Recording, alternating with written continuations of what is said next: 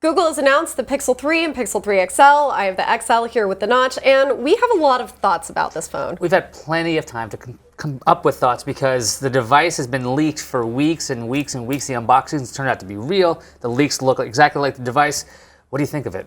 It looks like the Pixel 2 with some minor refinements. So of course we have the notch screen on this 6.3-inch XL. The Pixel 3 has a 5.5-inch screen. On the back you still have Google's two-tone display, as they're calling it, or two-tone color, which just means there's a glossy part on the back and then this matte part. This part has actually shrunk. It's gotten smaller every single iteration. 12.2 megapixel camera on the back.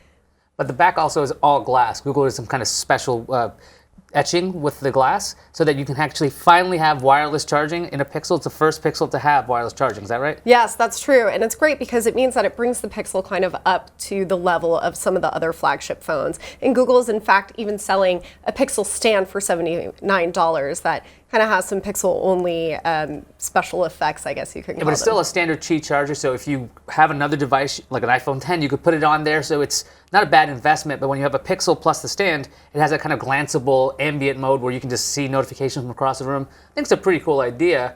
I think so too. You know, that's not what's going to get people to buy the phone. No. You know, I think the camera is something that Google is really trying to sell. And, you know, notice, of course, that this is a flagship device with one camera on the back. That's a rarity at this point. It really is. You know, you've got Huawei, you've got LG coming up with 3 cameras on the back. And you know, there's speculation that a Samsung phone is going to have 4 cameras on the back. And here you've got Google basically thumbing its nose at everybody else saying, you know, with your 4 cameras or 3 cameras, we can do all of that or more with just one. One camera and a ton of crazy software plus one piece of hardware that's in there, that image processing chip that they've talked very little about with the 2, and they talked a lot about it with the 3.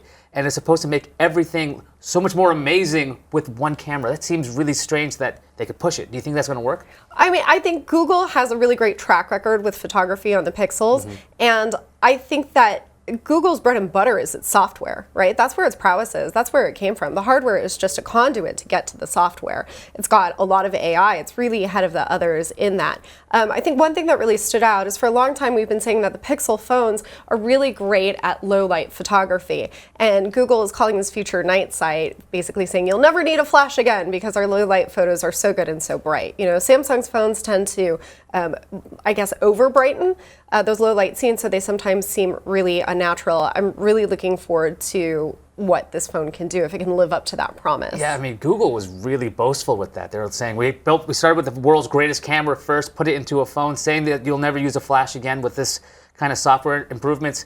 That's really, really bold. If that's possible, that'd be very impressive because iPhones have always been really great when it came to cameras. Samsung has really come close to it. Pixels have been great, and this is a lot of bragging that they have to live up to. So what's interesting is even though Google only wants to have one camera on the back, there are these 2 cameras up front on both the Pixel 3 and the Pixel 3 XL. These are 8 megapixel lenses. Much more noticeable on this guy. It looks like a robot face to me constantly. I can't unsee the face. Is that what you see? I see it, definitely. So the whole point is that there's a second telephoto lens so that there's depth to your portraits and you can to your portrait shots, but also more importantly so that you can have a wider angle to take either you and all of your friends or more room for your background landscape. Yeah, we tested that out a bunch like during the actual live event, and we were messing with this, and I was way off in the corner, and as we zoomed out you could see way more people behind you. So much more is captured without having to have a selfie stick. I think people are going to actually use that a lot. I think so too, and you know, Google's not the first company to have this. This was a page taken out of LG's book, but it could be the case of, you know, the Apple effect, where the Pixel phones popularized this in other devices. So from a hardware perspective, what we're looking at is something really iterative, probably going to be a lot better than last year's Pixel 2, but no real killer feature here. Yeah, it's kind of a nice design. Yay. Let's talk a little bit about the software though, right? Yeah, absolutely. I have some feelings about Android Pie on this device. I think that, you know, the gesture controls are pretty good. Not as fluid as what Apple has, and not as fluid as what some other Android phone makers have used as well. So for example, you swipe up and then it just kind of like stops, it bounces back at you. And if you want to go to the app tray and see all of your apps, you have to swipe up again. And also you can slide right on this kind of home button, but you can't slide left, you have to press this back arrow, and I just feel like others have done this better.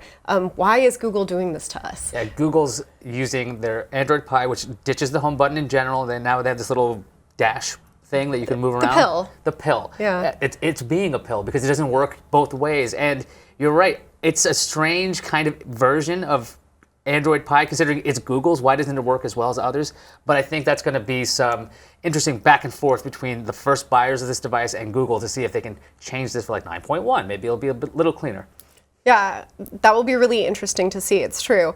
Some other software that definitely stood out also was, well, you can now shush your phone. You can silence an incoming call by turning the phone over. That's not new to the phone industry, but it is new to Pixel. There's one I know you really liked. Yeah, when you want to shush things, it's nothing better than a call screening kind of thing. I cannot believe the demo that they showed. When you get a call, you can actually essentially tell your Pixel, yeah, ask who this is and what you're calling for, and then you can choose with a bunch of little options how to respond back. I thought that was a really interesting way to make basically like suggestions, like smart replies. Yeah, how to make your phone work for you better. And I thought that was their gimmick with the whole presentation, and that's a really cool feature. It will be really interesting to see how that works, and if you are able to parse out robocalls from accidentally asking grandma, who that really is. Obviously, you wouldn't have somebody from your inbox who you know. It would be a call you don't know, but what if it's the doctor's office or the pharmacy? This isn't somebody you necessarily want to robocall. You want to be there to pick that up. So it will be interesting to see how many false positives and, false negatives there are in that case. And that's coming to Pixel first. And that's the thing, is Google going to give that out as a feature somewhere else? I don't know if they will, but it's going to be on the Pixel. One thing we haven't talked about yet is pricing, and this is a real hot button issue. Yeah, so $799 brings you the 64 gigabyte version of the 3. It goes all the way up to $999 for the top of the line, 128 of the XL. But there's no way to increase the storage. These are your options, and so it seems a little bit limited, don't you think? I do think that, because I've done a comparison with the total storage capacity for other phones, and even the LG V40 only has a 64 gigabyte option. That's your only option, but it will take micro SD cards. So you're taking all of these amazing shots. You can save in RAW, but where do you put it if you run out? Google's saying, well, you can go ahead and use unlimited, Google Photos cloud storage, but you can't save everything that way. And what if you don't want to? You just don't have as many options. You've got that, and you might have issues with your wireless carrier. I don't know what your data plan's like. I don't know what your speeds are like. And if you're shooting 4K and you're sending it up to the cloud, that might be a problem over time. So I think it's a kind of a weak kind of answer for their shortage on storage, but it is what it is. I think another thing that's really interesting and worth noting is that this is one of the few flagship phones, truly flagship phones, that starts at under $1,000. We've seen the price of phones creeping up and up and up and up, and it almost doesn't matter who you are. And even though it gets really close on the 128 gigabyte version of the Pixel 3 XL, it doesn't start off there. So you can still save a few $100s by getting the Pixel, and you have the benefit of everything that Google offers, which is, of course, the security updates that are more timely and the Android updates that are also before any other phone. That's the other thing about the Pixel 3 versus the XL. Hardware-wise, they're not tremendously different. You're not really doing a lot of trade-offs other than size of screen, maybe, and size of battery. So even if you wanted this power and you wanted the cameras, you're getting essentially the same thing at $799, which is, I think, a little easier for people to jump on board with. The Pixel phones are coming out right when we're about to go into a big holiday crunch, and there's already a ton of competition. We've got Samsung phones out there, we got LG, we got iPhones, you got an iPhone XR that's coming around the same time as the Pixel at $749, so that's another competitor around the same time. We've got the OnePlus 6T that's coming up as well, and CNET was first to report that that's going to come for $550. So that's more expensive than the past OnePlus, but that's still cheaper than this Pixel phone, and there's a lot that it can offer Android enthusiasts. Yeah, the Pixel phone seems to appeal to a wide array of people. It's either somebody looking for a budget phone, pure Android phone, or they want the top-of-the-line phone. So they're competing against everybody, which is a very, very difficult field to take on. And in the US, this phone's also in an interesting sales position because Verizon is the exclusive carrier. You can also buy it unlocked from Google's store, or you could get it through Google's Project Fi with the Project Fi SIM card. Yeah, and the wireless carriers are probably going to do some crazy holiday promotions that these new top-of-the-line phones will be like a BOGO, or you'll get one for half price. You get a whole bunch of really good deals on really good phones. I think you've hit it right on the nose, and that those holiday promos are going to change the pricing dynamic. Or they're going to mess with Google's plans entirely. Now, our reviews are ongoing on the Pixel 3 and the 3 XL. Come back to CNET for the full rated reviews.